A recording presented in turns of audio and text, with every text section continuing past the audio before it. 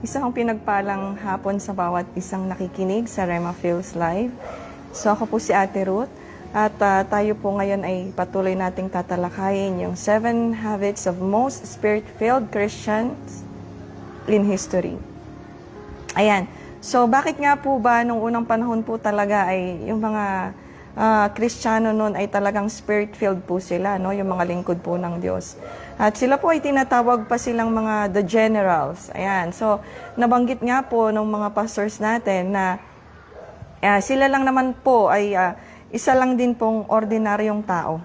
Pero dala-dala po nila ang presensya po ng Diyos. So the 7 habits of the most spirit-filled Christians in history.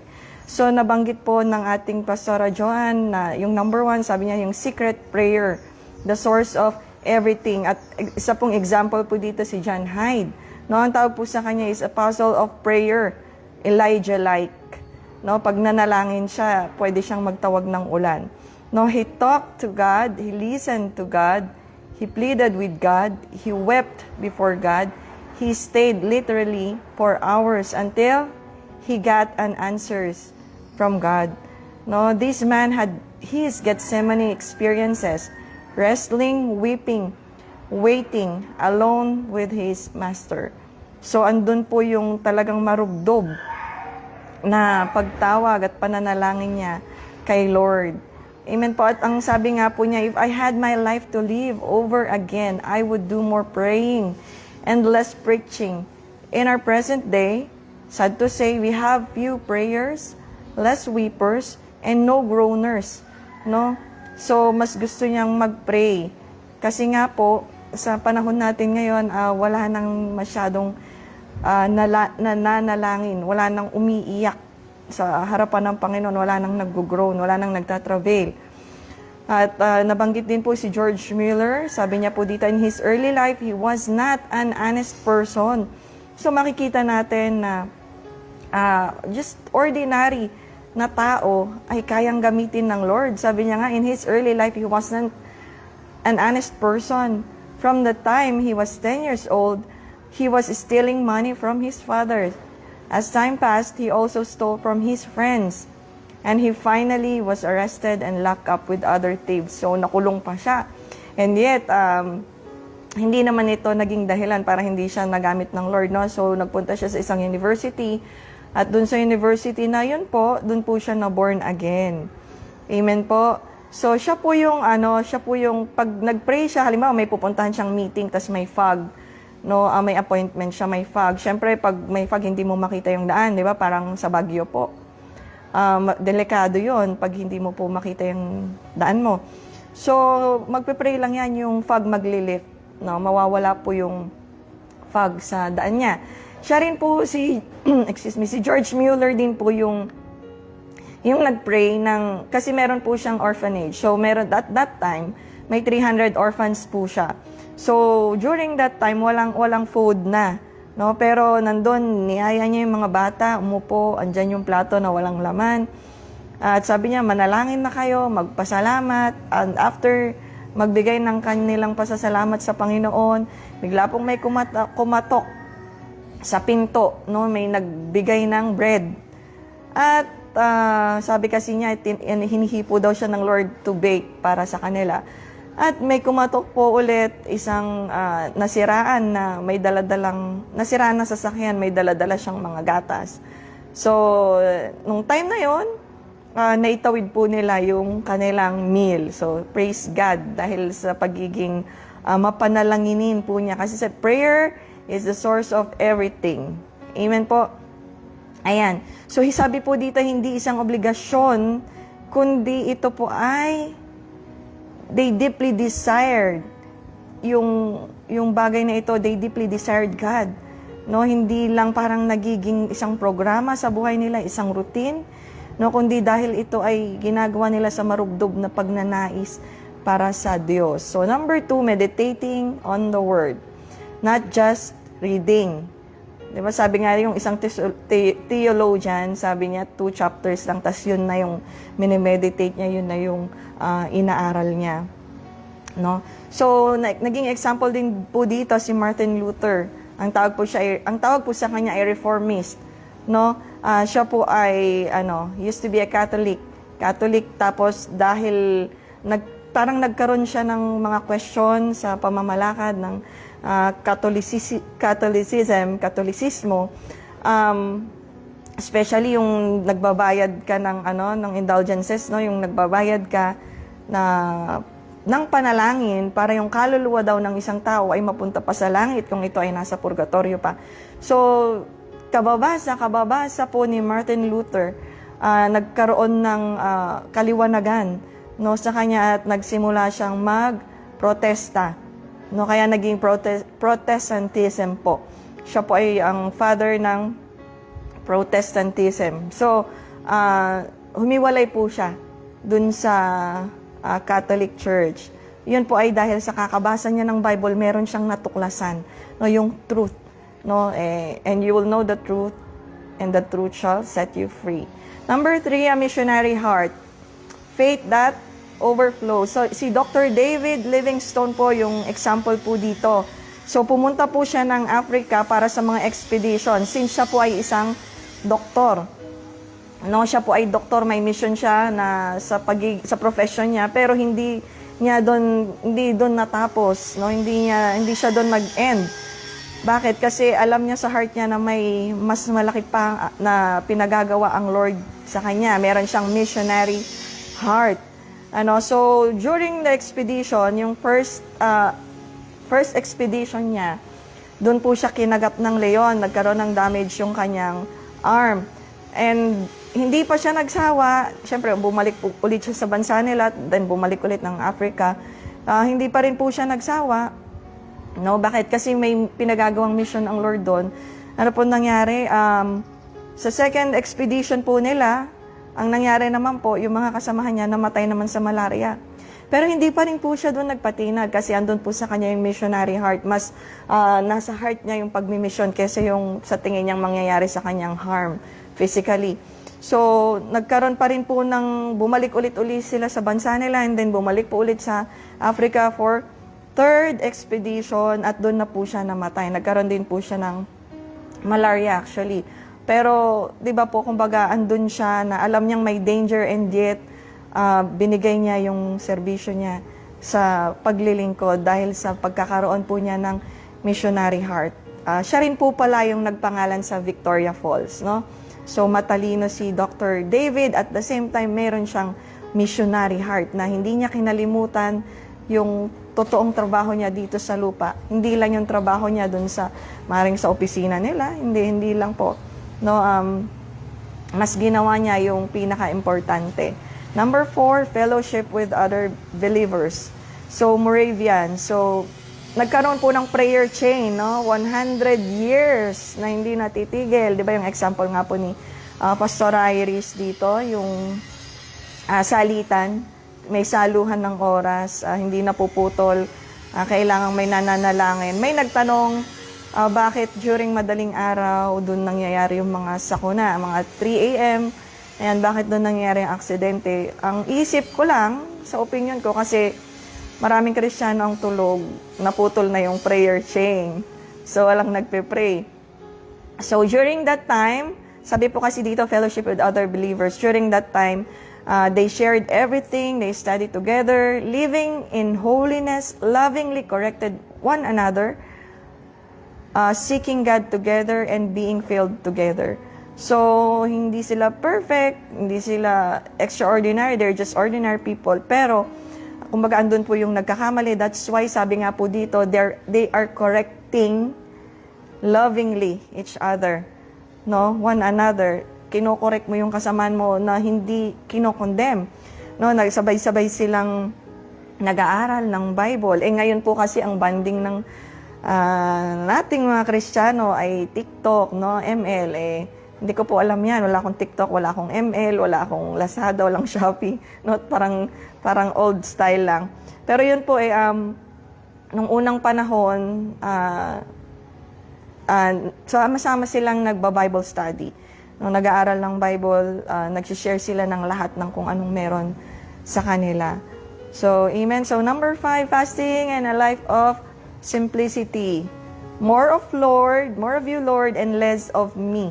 No, sabi nga po yung sa buhay ni Charles Finney, no, yung isa sa mga one of the greatest evangelists. Siya po ay regular siyang nagfa-fasting para daw po maging sensitibo siya sa presensya po ng Panginoon at mag-sharpen po ang kanyang spiritual discernment. So, kailangan po ito. So, nagtataka tayo bakit sobrang spirit-filled ng mga Kristiyano ng mga unang panahon. Ito po ang mga practices or mga habit na ginagawa po ng mga generals na ito, ng God's generals. Number 6, cultivating a deep awareness of eternity. Si Richard Baxter po, hindi ko po alam kung kamag-anak ba siya ni Mary Baxter, hindi ko po alam, pero si Richard Baxter po ay nabubuhay po sila sa awareness that life is just temporary. No, so hindi sila natatakot na mawala sa mundo kasi nga hindi nila pinahalagahan talaga kung ano yung nandito sa mundo. I mean, mas mahalaga yung mga bagay na hindi nila nakikita pero yun ang naglalast. Amen po. He lived each day as if it were his last. Nabubuhay sila na parang ang goal nila parang sa langit na lang. Ayan, so even Paul, di ba po, sabi po dito sa Acts chapter 20 verse 24, however, I consider my life worth nothing to me. My only aim is to finish the race and complete the task the Lord Jesus has given me, the task of testifying to the good news of God's grace. So wala na siyang ibang goal, kundi makompleto yung pinagagawa po ng Diyos sa buhay niya, yung binigay ng Diyos na assignment sa Kanya. Ayan po. Number 7, ito po yung ating topic natin for today. A life of holiness, surrendered out of love. Ito po ay isang pinakamalinaw na senyales na makapagsasabi na ang isa pong Kristiyano ay punong-puno ng Kristo or punong-puno po ng Diyos. At ito po yung common denominator ng mga Kristiyano nung unang panahon, yung pagkakapareho po ng mga taong ito. Ito po ay yung buhay na set apart na, yung hiwalay na sa mundo, at yung lubusan pong pagsuko sa Diyos. Amen po. Sila po ay sincere na naghahangad ng kabanalan at sineseryoso po nila ang Diyos. No? They're serious sa bagay na ito, seryoso, tinitake nila seriously ang bagay po na ito. At dahil doon, big deal po sa kanila ang kasalanan. So, seryoso sila dito. Kumbaga, hindi nila nilalaro. Hindi nila ginagawang laro. Not because of legalism, or this is not just by the book lang, kundi ito po ay dahil sa pagmamahal. Kasi parang ang hirap pag legalism lang lagi, para ka lang laging napipilitan, parang hindi mo ini-enjoy, no? Ito po hindi lang dahil doon, kundi ito po ay gusto nila, sincere sila dito. Ito po ay ginagawa nila dahil sa pagmamahal. Sabi po ni Leonard Ravenhill, Ravenhill, kung nag-preach lang daw po si Jesus, katulad ng pinipreach ngayong panahon natin na ito, hindi daw po sana siya naipako. Ano bang mga preaching ngayong panahon na ito? Sugar-coated doctrine na po. People pleaser na ang mga preacher, ang mga nagtuturo. Amen, ayaw i-deal ang kasalanan. No, one time po may napanood ako yung kay Joel Osteen. Dinil po siya nung isang babae, no? Parang ambush interview. Ngayon, kinausap niya, sinabihan niya po si Joel Osteen, sabi niya, I've seen some of the work that you do and it pains me greatly that you never preach about sin, repentance, hell, judgment, and even Jesus. Sabi niya po dito, sabi niya po kay Joel Osteen, kailangang ma-recognize ng tao na makasalanan sila at kailangang ma-recognize ng tao ang pangangailangan nila sa isang Savior, kay Jesus. At ang galit ng Diyos ay nasa mga taong walang relasyon kay Jesus. Yun po yun eh. At ang sagot po ni Joel Osteen, I don't believe that. So parang mega church ito, no? Dahil ayaw mong mawala yung member mo, dahil ayaw mong maipako, dahil ayaw mong maibash, ginagaslight mo yung sin, ginagaslight mo yung holiness, mga kapatid. Ito ang dahilan kung bakit ang mga sinaunang Kristiyano ay nabubuhay ng punong-puno ng Diyos, Spirit-filled Christians. They're just ordinary people, pero makikita mo na gustong-gusto ng Diyos na tumira sa kanila kasi po seryoso sila sa kasalanan, na hindi dito big deal sa kanila ang sin. Siniseryoso nila ang Diyos, at hindi sila nagko-compromise, hindi sila yung parang nasa gitna lang, no, para hindi mo matamaan yung feelings ng isa, hindi mo masaktan, hindi mo pwedeng sabing mali yan. Hindi, sila, they take it seriously. They took it seriously nung mga panahon na iyon. Amen po. So, ayun, sabi niya, I don't believe it. So, nakakalungkot kasi ang laking simbahan po ng hinahawakan ni Joel Osteen. Amen po. Sabi po ni Leonard Ravenhill, ang kabanalan ay hindi isang kahigpitan. Ito ay isang passion, isang kasiglahan. Ito ay isang strong excitement na pakiramdam. Parang na-excite ka na ito po ay isang pag-surrender, ito ay isang pag-submit, pagpapasakop kay Lord para mas mapalapit pa po sa Kanya. Amen po. Naniniwala siya na anumang bagay ang nagiging dahilan para manlamig ang pag-ibig niya kay Lord ay nararapat po itong bitawan kahit hindi pa ito kasalanan. Meron bang ganon? Yes. May mga bagay na hindi naman talaga kasalanan, hindi ito magdadala sa iyo papuntang impyerno, pero kailangan mo itong bitawan. Like for example, one time nanonood po ako ng isang movie. Hindi po ako mahilig manood, pero may isang movie lang ako na pinapanood na gusto ko, yung Twilight, no? Si Bella at si Edward. Sabi nga nila, what happened, Bella? So, ngayon, gusto ko siyang panoorin kasi parang last episode na may isa pa akong pinanood yung kay Angelina Jolie. Nakalimutan ko na yung may sungay siya na dun sa heart ko may mali, parang may nag-grieve dun sa loob ng heart ko na hindi ko ma-explain. Sabi ko, wala namang masama, manonood lang ako, hindi naman masamang mag-enjoy minsan. Kinakausap ko yung sarili ko, pero meron dun sa loob ko. Alam niyo po, ginawa ko, tinuloy kong panoorin, at after ko pong manood, sobrang parang ang laki nung nawala dun sa loob ko, parang nagkaroon ng void, parang nagkaroon ng, hindi ko ma-explain, naging malungkot yung puso ko. At kasi may isa, yung regarding kay Angelina Jolie na palabas, parang kung mapapansin mo, gina-justify niya na bakit, parang ganito yung thought na naging masama si Satan, naging masama rin naman ang tao, kaya naman siya naging masama, parang may backstory, pero yung tao nung nagkasala may kapatawaran, yung mga kaaway, yung demonyo, walang kapatawaran, so parang nadideceive ka, no, nadideceive ka. So may mga movies na hindi naman siya kasalanan, pero better wag mo nang panoorin, no? May mga bagay kang bibitawan na kahit hindi pa ito kasalanan ay dapat bitawan. Kahit minsan ay nakasanayan na po natin. Amen po. So yung mga protestante po nung unang panahon, nagkakaisa po sila sa mga ganitong klaseng approach, no?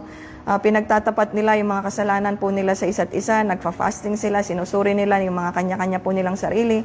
At gusto po nilang mamuhay, no, na sa paraang makapagbibigay ng kagalakan sa puso ng Diyos. Katulad po ni David Wilkerson, na nagkaroon po siya ng malaking impluensya or impact sa New York gamit po ang gospel.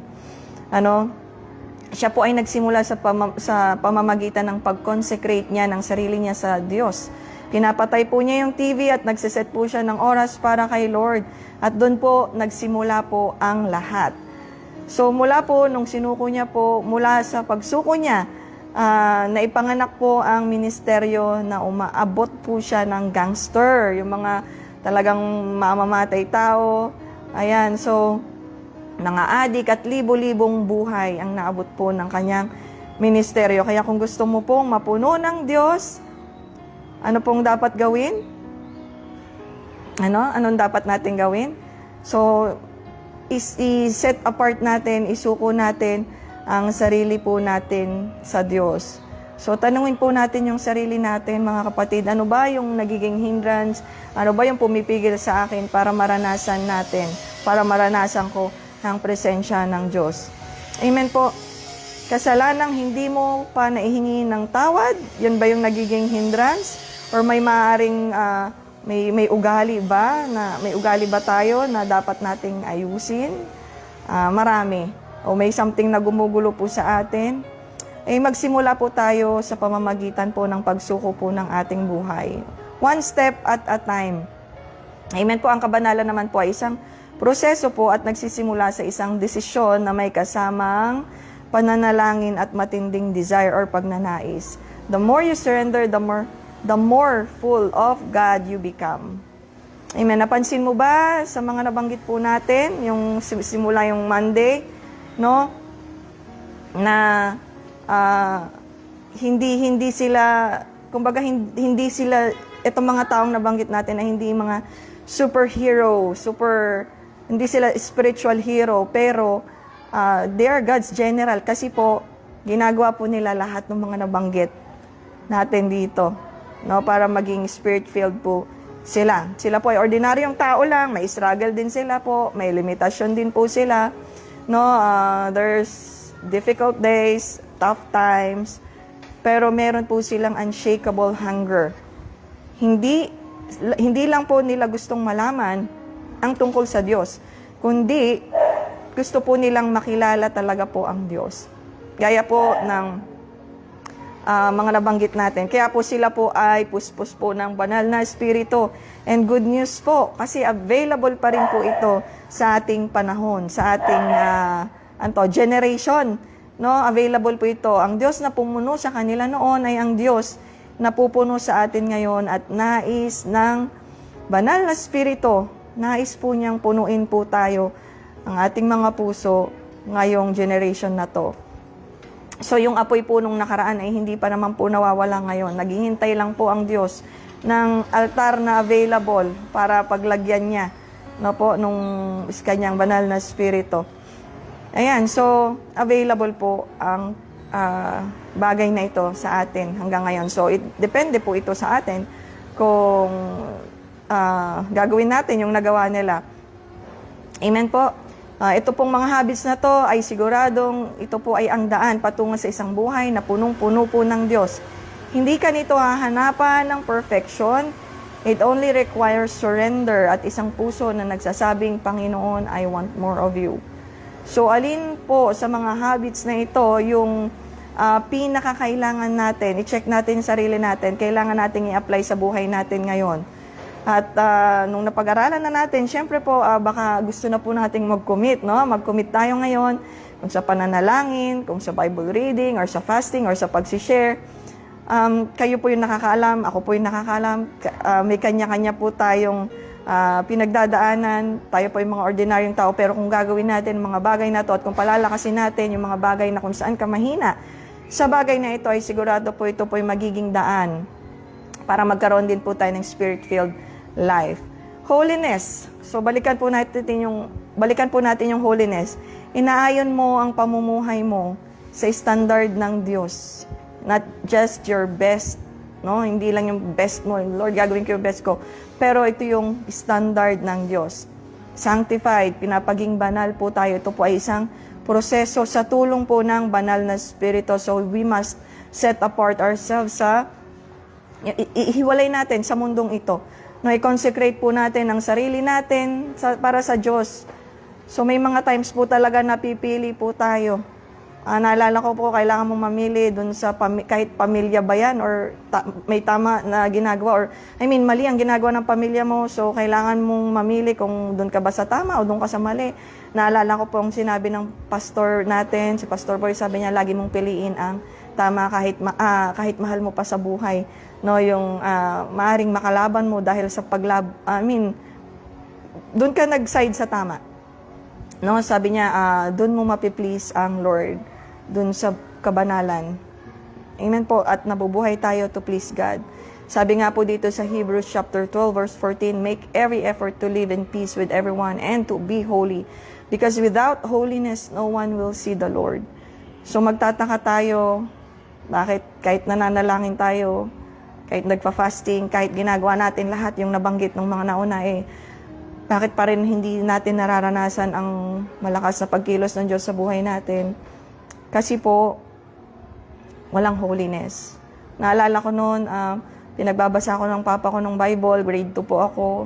Napipilitan ako, hindi ako masaya. At siguro nakapagtanim lang ng konting kaalaman, pero hindi ako masaya sa ginagawa ko. Pero at this time, kumbaga, nagbabasa ka ng may kagalakan. Masaya ka sa ginagawa mo, gusto mo pang kilalanin ng Diyos mo. Amen po. And going to church doesn't make you a Christian, sabi po nung napanood ko. And going to church doesn't make you a Christian, katulad ng pagpunta mo sa isang Chinese restaurant, hindi ka nagiging Chinese dahil kumain ka doon, or sa Italian restaurant, it doesn't make you an Italian kung kumain ka sa Italian restaurant, at it doesn't make you a Christian kung nagbabasa, nagpe-pray ka. Bakit? Maraming atheists or maraming hindi naniniwala sa Diyos na nagbabasa rin naman ng Bible. Ano ba yung makapagsabi para ikaw ay isang Kristiyano? Mga kapatid, ito po, if you keep on rehearsing Christian habit, it doesn't make you a Christian. Ano ba yung mga dapat na gawin para maging Kristiyano ka? Yung choice, anong choice yon? Dapat nagawa mo yung choice na you must turn from your sins and turn to Christ. Hindi napipilitan, ngunit ito yung matinding iyak, yung sigaw dun sa loob ng puso mo, no, Lord, I want holiness in my life, because without holiness in my life, I cannot see you. At pag wala ang Diyos, hindi mo maranasan ang presensya ng Diyos, mahirap mabuhay na hindi kasama ang presensya ng Lord dito sa mundong ito. So, ayun po, magandang hapon. Pagpalain po ang bawat isa, tayo po ay manalangin. Panginoon, kami po ay nagpapasalamat sa hapon na ito, sa pagtuturo mo sa amin. Lord, gusto rin namin maranasan pa, Panginoon, yung naranasan ng mga generals na ito.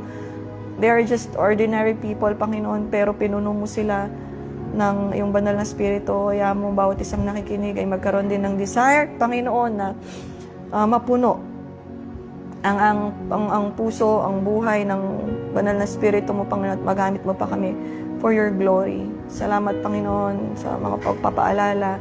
Salamat sa pag-ibig mo at sa pagkokorek mo sa amin. Purihin ka, Ama. Nakilain ka sa pangalan ng Panginoong Jesus. Amen. Magandang hapon.